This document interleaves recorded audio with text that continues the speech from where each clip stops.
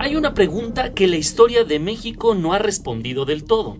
¿Cuánto de lo que llamamos crimen pasional es en realidad poder disfrazado de amor? Los casos que se resolvieron como historias de pasión tienen una cantidad sospechosa de expedientes incompletos, testigos que cambiaron su versión, móviles que nadie investigó demasiado a fondo. O sea, ¿alguien murió? Alguien más dijo fue por amor y todos decidieron creerle.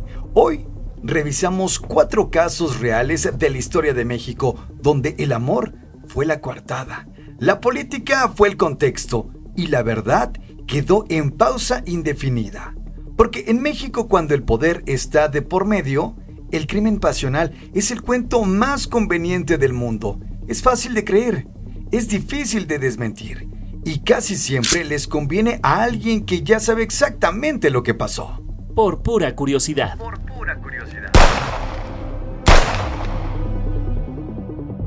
Esto es Por Pura Curiosidad, con Oscar Lozano y Carlos Lemus.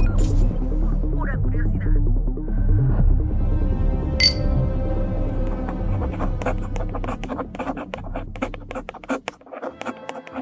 Guadalupe Teresa Amor, Pita Amor, poetisa, actriz, figura central de la bohemia mexicana de los 40 y 50. En 1943, el poeta Javier Villarrutia, con quien Pita Amor mantuvo una relación que sus contemporáneos describían como devastadora para los dos, fue encontrado muerto en su departamento. Versión oficial, falla cardíaca. Tenía 38 años, sin enfermedad cardíaca documentada.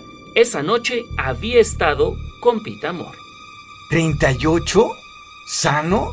¿Muerto por el corazón? ¿Esa noche con Pita? Falla cardíaca, sin autopsia completa, sin investigación, en 1943. Yo entiendo que en 1943 la medicina forense no era lo de hoy. Pero hay algo que me llama mucho la atención. La persona que más quería a Villarrutia, la que estaba con él esa noche, ¿cómo reaccionó? ¿Qué fue lo que dijo? Pita nunca negó ni confirmó nada sobre esa noche. Su respuesta más citada cuando le preguntaban directamente fue: él eligió quedarse. Tras la muerte de Villarrutia, tuvo un colapso que la mantuvo fuera de la vida pública varios meses. 2 escritores cercanos dejaron testimonios privados, nunca publicados en vida de ninguno, en los que sugieren que ella sabía más de lo que decía. Él eligió quedarse. Eso lo puede decir una poeta que habla en metáforas, o lo que puede decir alguien que sabe exactamente lo que pasó y decidió que el lenguaje más seguro era el literario. Lo genial de Pita Amor es que la frase funciona en los 2 sentidos y nunca sabremos cuál era el verdadero. Ella tampoco lo aclaró nunca, y para una poeta, eso probablemente era la respuesta perfecta.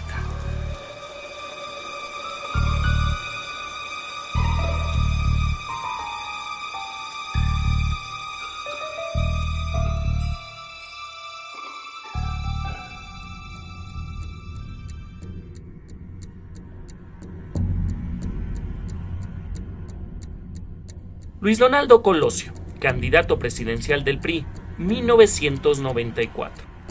El 23 de marzo, en un mitin en Lomas Taurinas, Tijuana, recibió 2 disparos. Murió esa misma noche.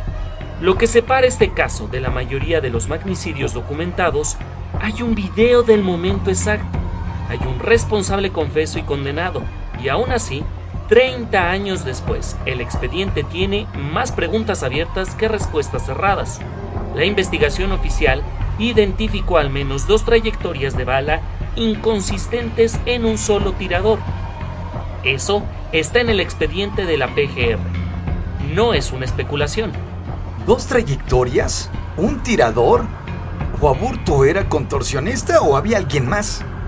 Mira, yo entiendo el contexto de 1994. México estaba en llamas ese año.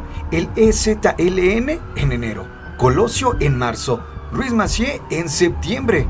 Era un año que cualquier gobierno le convenía que las cosas se cerraran rápido. Pero la prisa para cerrar el caso no explica por qué 30 años de investigación no pudieron responder una pregunta técnica, no política. ¿De dónde venía el segundo disparo? No digo que fue conspiración, digo que hay una pregunta de balística que 16 fiscalías no pudieron o no quisieron responder. Y esa diferencia, no pudieron o no quisieron, es exactamente donde vive el problema.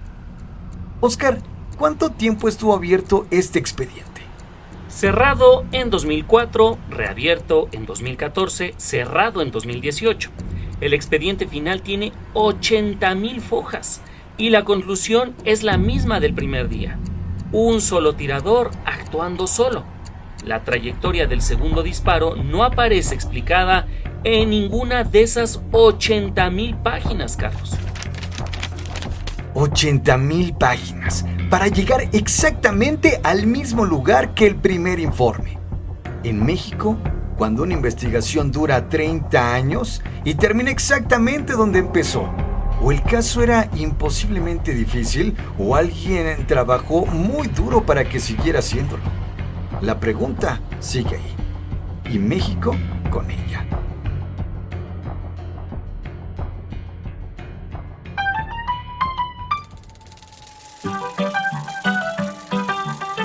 Mimi Derba, nombre real Herminia Pérez Ruiz, primera actriz del cine mudo mexicano, la primera mujer en dirigir una película en México, año 1917.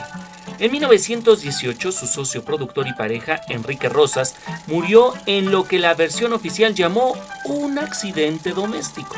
Rosas controlaba los derechos de distribución de todas sus películas. 3 días después, esos derechos pasaron íntegramente a nombre de Mimi. El caso se cerró en 4 días, sin investigación. Un accidente doméstico. El socio con todo a su nombre, muerto en 4 días. Papeles transferidos en 3. Nada más digo que la eficiencia notarial de 1918 era impresionante.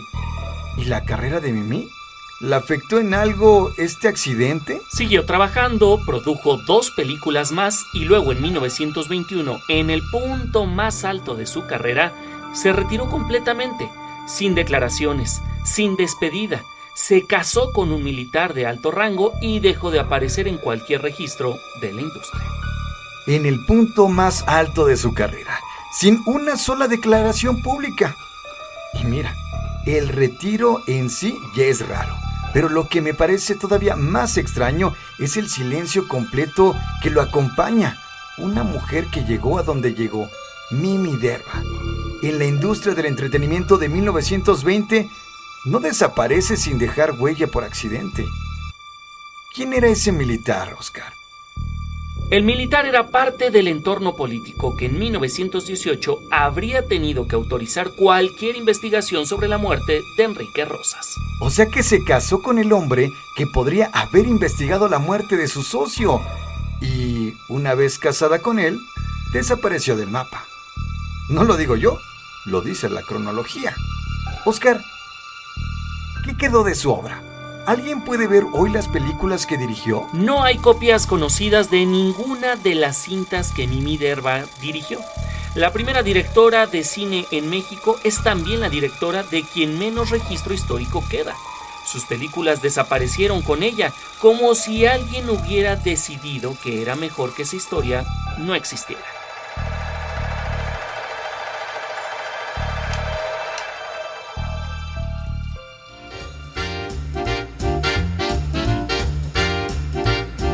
Para cerrar el episodio necesitamos hablar de alguien que estuvo en el centro de la vida política y artística de México durante 4 décadas y que la mayoría no conoce.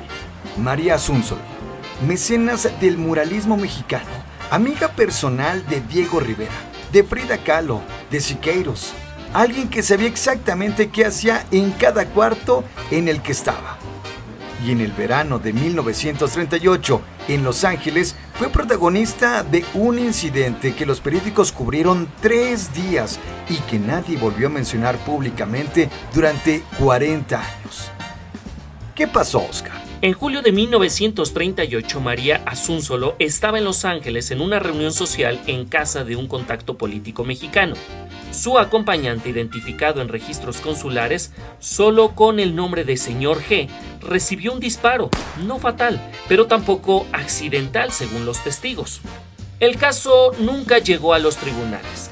La intervención consular mexicana fue, según cables diplomáticos de la época, inmediata y eficaz. Regresó a México en menos de 72 horas. El señor G firmó que fue un accidente. El cónsul fue ascendido 6 meses después. ¿Qué te parece, Carlos? ¿El cónsul fue ascendido? Claro que sí. ¿Y quién era el señor G? ¿Por qué nunca se dijo su nombre completo? Aparecen documentos clasificados del Departamento de Estado en 2009 como funcionario de alto rango del gobierno mexicano en visita no oficial. En círculos académicos hay un consenso informal sobre su identidad. Apunta a alguien cuya familia siguió siendo relevante en la política mexicana hasta bien entrado el siglo XXI. Por eso los académicos que sí lo saben todavía prefieren escribirlo solo con la inicial. Un disparo. Un funcionario con inicial. Una intervención consular en 72 horas. Y un apellido que hoy, 80 años después, sigue siendo inicial. ¿Y María Asúnzolo? ¿Nunca habló de eso? Con todo lo que sabía, con toda la gente que conocía, ¿ni una sola vez? María Asúnzolo vivió hasta el 2001, murió a los 91 años.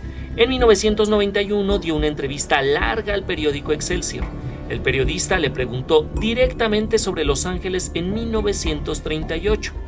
María Asúnzolo lo miró, sonrió y dijo: hay cosas que los caballeros no cuentan y las damas tampoco. Y cambió el tema. Murió 13 años después sin haber dicho una sola palabra más sobre ese verano.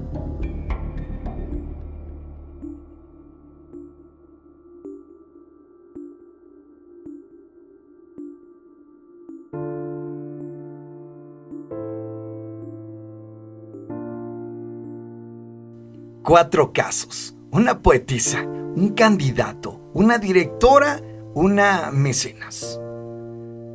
Una que dijo que él eligió quedarse y no dijo más.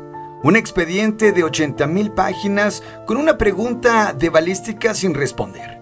Una directora que desapareció con todas sus películas. Y una señora que sonrió al periodista y cambió el tema. ¿Qué tienen en común, Oscar? Porque yo tengo una hipótesis, pero quiero escuchar la tuya primero. Y que conste que creo que la tuya va a ser mejor. A ver, yo considero que en todos los casos el silencio fue más útil que la verdad. Para las personas involucradas, para las instituciones, para el momento político en que ocurrieron. México tiene una tradición larga de llamarle pasión a lo que en realidad es cálculo, de llamarle accidente a lo que tiene móvil, de llamarle misterio a lo que tiene respuesta, pero cuya respuesta le conviene a alguien que ya la conoce. Estos 4 casos no son excepciones a esa tradición, son su manual de instrucciones. La próxima vez que escuchen "fue un crimen pasional" en cualquier contexto donde el poder esté cerca, pregúntense quién se benefició. Por pura curiosidad. Por pura curiosidad.